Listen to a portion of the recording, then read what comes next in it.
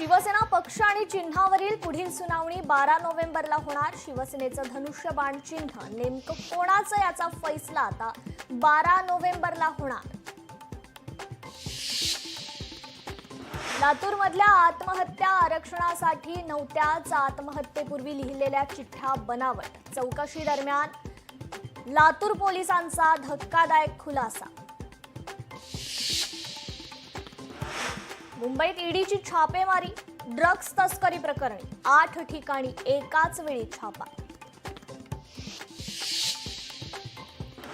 अक्षय शिंदे बनावट एन्काउंटर प्रकरणी पोलिसांना क्लीन चिट। अक्षय शिंदे हा बदलापूरच्या शाळेतील लैंगिक अत्याचार प्रकरणातील आरोपी होता। बीडच्या जेलमध्ये धर्मांतराचं रॅकेट, कैद्यांच्या धर्मपरिवर्तनासाठी प्रलोभन। थेट कैद्यानेच तक्रार केल्यानं उडाली खळबळ।